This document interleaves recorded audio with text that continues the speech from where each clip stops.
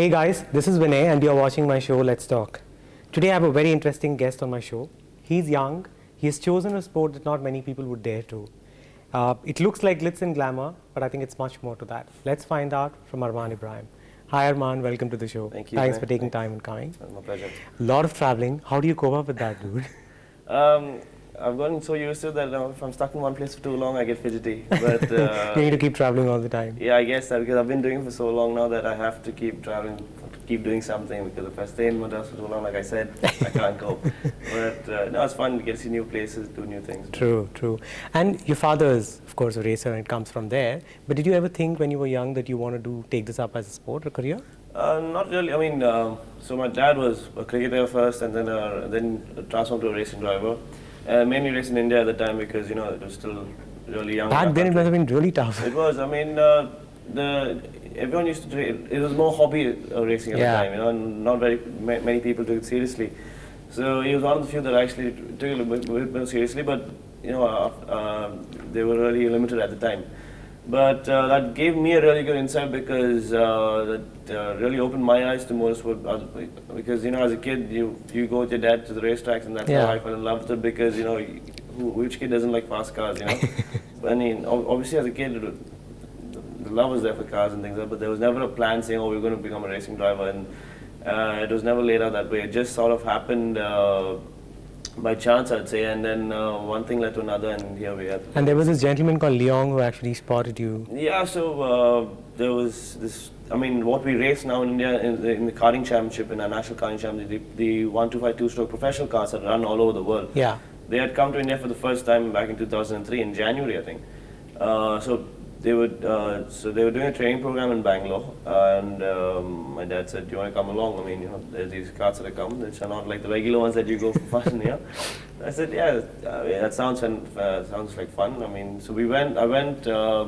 Had a great time, obviously, and it was a proper training program where they were assessing people, drivers. And to I think all our surprise, I ended up winning that program. Destiny has it. I guess so. But then, so basically, Waliong, who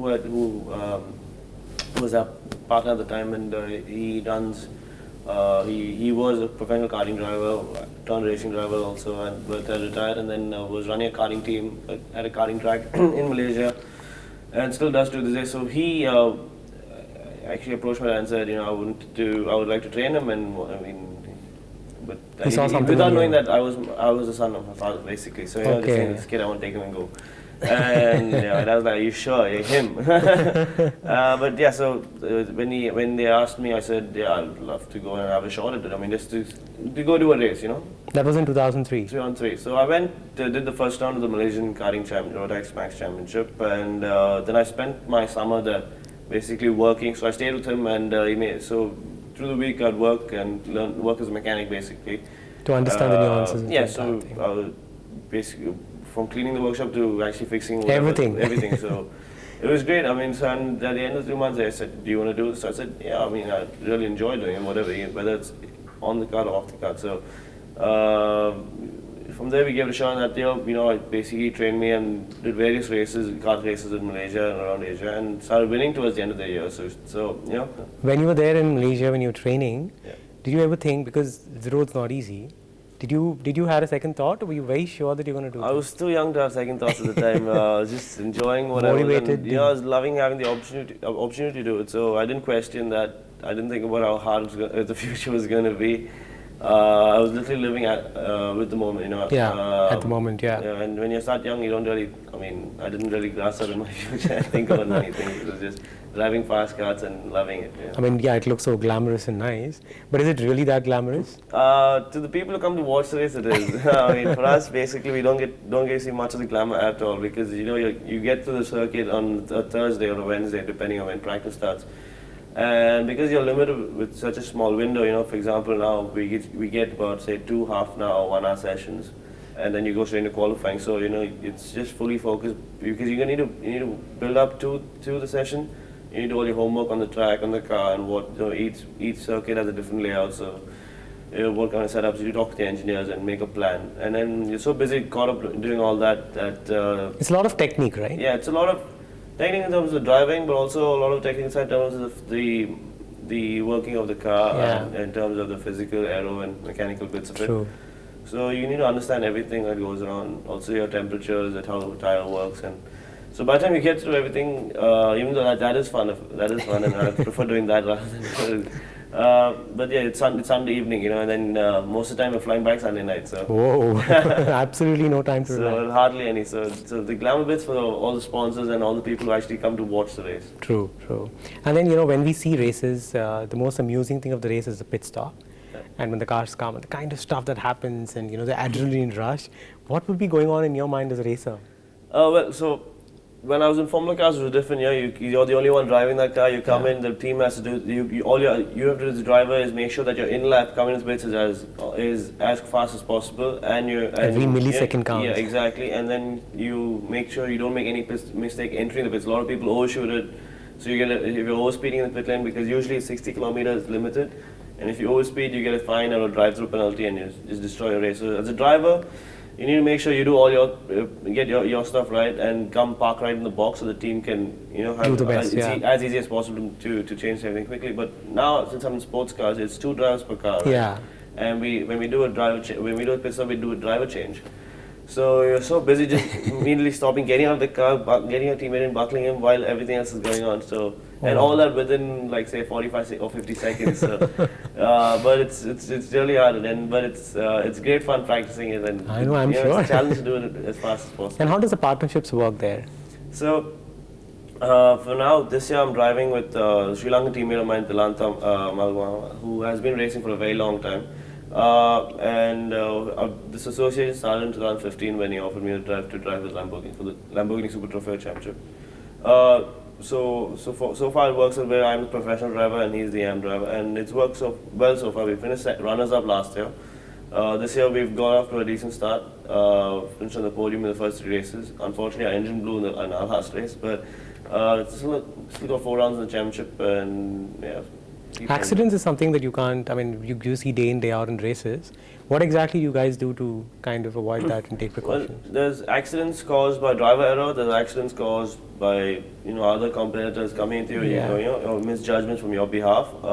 And there's also the technical side where in the end you're driving a machine, if the machine gives up, you can't do anything about it. You know, if your engine blows, the engine blows. You can't, yeah. But you know, as a driver, you need to try and minimize the number of man-made errors, the number of mistakes that you make in a car. So, you know, if you go off by yourself, all things are pointing to you and you've destroyed your own race. But so I think you push 110% in practice to find out the limit of where it is, and then in the race, you know what the limits are of your surroundings. But you know, sometimes everyone makes a mistake. You just try to limit it as much. True. And it's been like 15 years for you now in this business. It has almost 15 years. Sorry, no, it's been about 13 now. 13 years, yeah, 13, 14 years. But yeah, it's been most of my life basically. Yeah. But then how has it changed in India? I mean, I'm sure you were telling me off camera that it's so difficult to get sponsors for it even now. Yeah, there are 2 parts of it. Although it has changed dramatically in India for the better. Yeah. Yes, on the other side, sponsorship to get sponsors is very difficult as well, because again, the exposure of the international scene is not much in India, whereas the domestic scene in India is actually very strong. For a young kid to start off right now, it is a really really good country to actually get developed in, because right from the starting point, which is go-karts, whether it's you know, leisure 4-stroke karting or professional side, there's a very good ladder. And you know, if you do well, like there's a really good championship that you have, the National Road Tax Bank Championship. Then you've got the racing championships. So domestically, the racing side, the racing wise, we are very strong.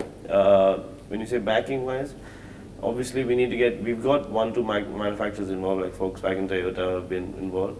We need to get more manufacturers involved. So when more manufacturers get involved, then obviously they want to support their local driver from their market, right? But for that, I think again we need more races to come to India, international events to come to. And this sport, you know, though physical fitness is very important, your mental health is extremely important as well, right? So what plays an important role, and how do you keep yourself balanced? They go hand in hand, because you're driving for minimum an hour to an hour and a half, and you're pushing every second of that way. Okay, and 1 second is night and day in motorsport. I mean, half a second is night and day. Yeah. you're fighting for a tenth or two a millisecond basically. So if you're not physically fit, you're going to lose concentration, and you need to work on both simultaneously. Obviously, your body needs to be trained for the particular car that you're driving. Two, your mind also has to be trained for depending if you're a sprint race or endurance, and then there's no point doing 29 laps out of 30 properly, and then the last lap you make a mistake where the guy behind takes you. So obviously a lot of time of your day goes into working on that aspect of what it takes to be a racing driver. Wonderful. So you're having a lot of fun on its way. Yeah, it's hard work. Yeah, it's grueling, but it's obviously fun. I wouldn't be doing it if I didn't enjoy it. In conversation with Armaan Ebrahim, we'll be right back.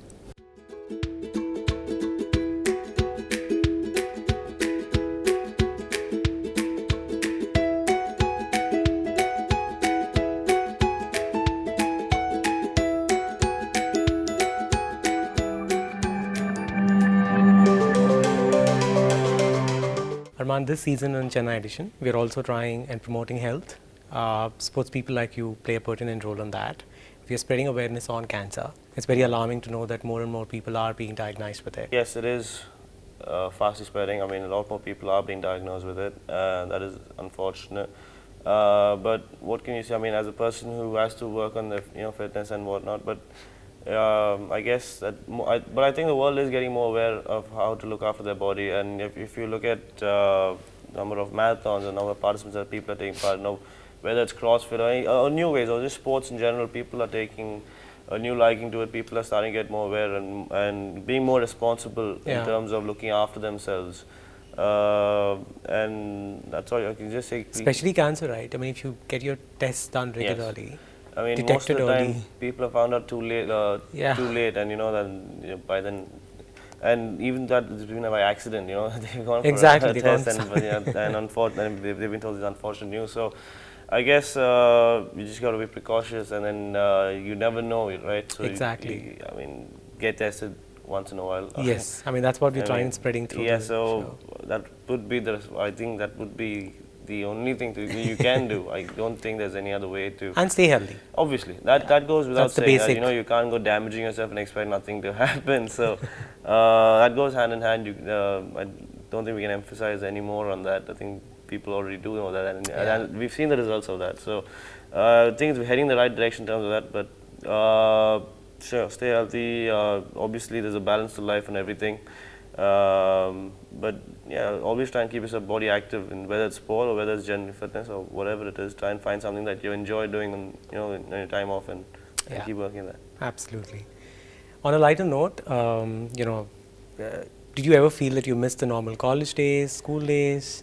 I mean, sure. I mean, there are times when you're not able to go on holidays, you're not able to do certain things, and I did miss the full college life, even though I had to do it open university and things like that. So, but still, it's not. I had to land, just go straight for the exam and fly out again. But it was not the normal college life towards the end of my school life. But I mean, how many people can say that they are traveling world over, just doing what they love in terms of racing, and actually working on things that driving cars at speeds that are not human on our roads. But I think I'm blessed. I mean, I wouldn't change it for anything else.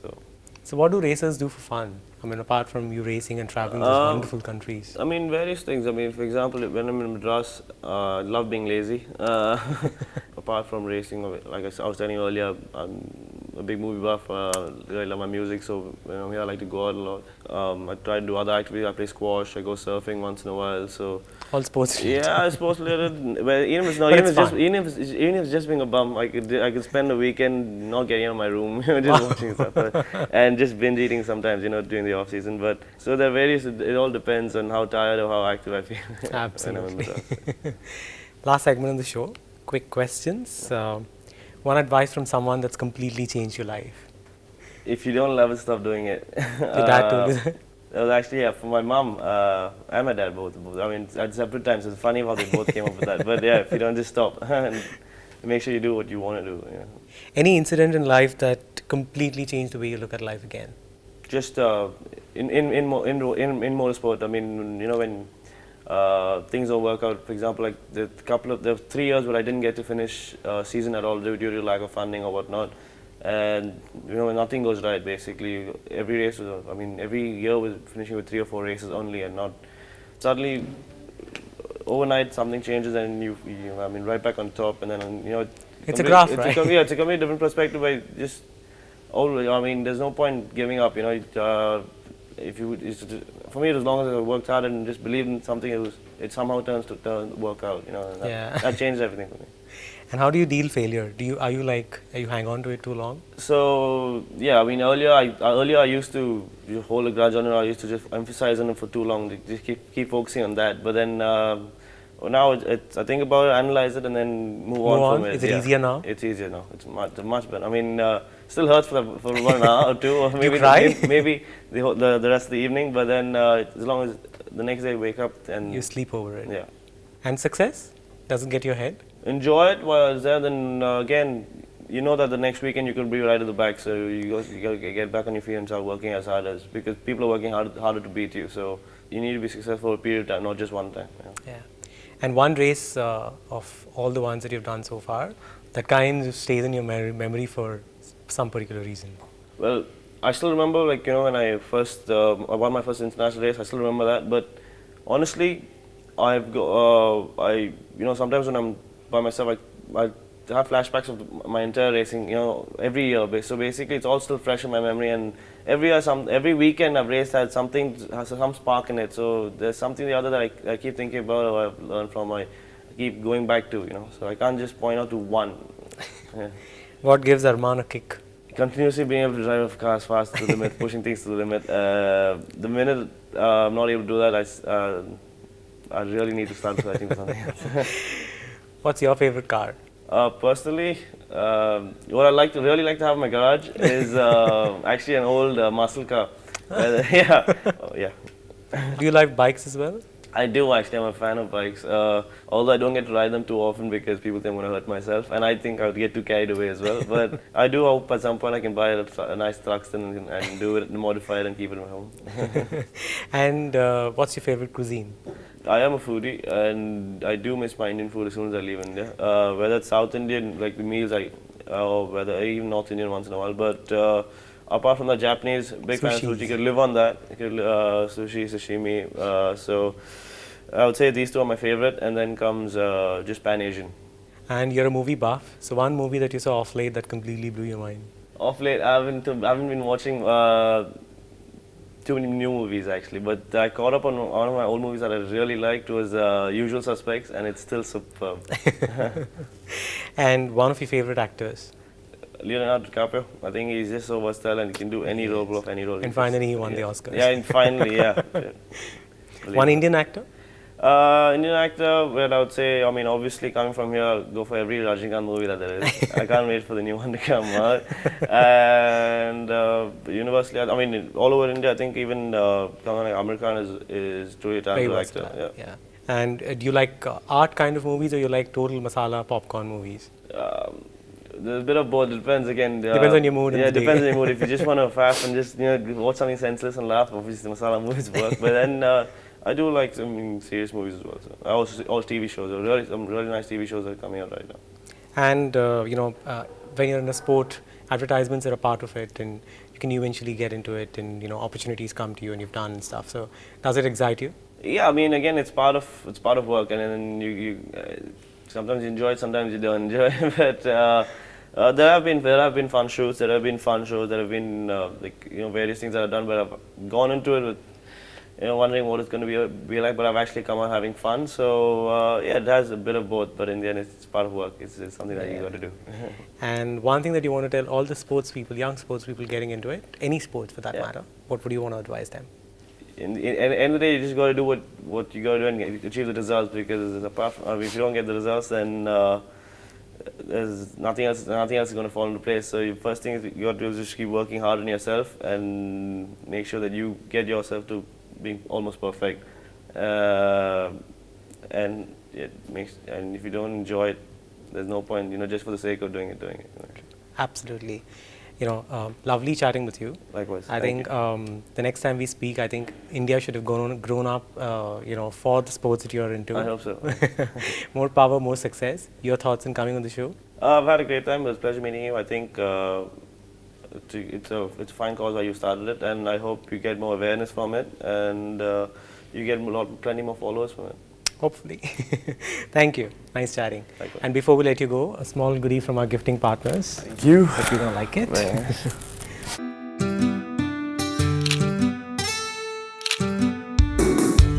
Hi guys, I'm Armaan Ebrahim. Do subscribe to the channel Let's Talk with Vinay on YouTube, and I'm sure you'll enjoy it.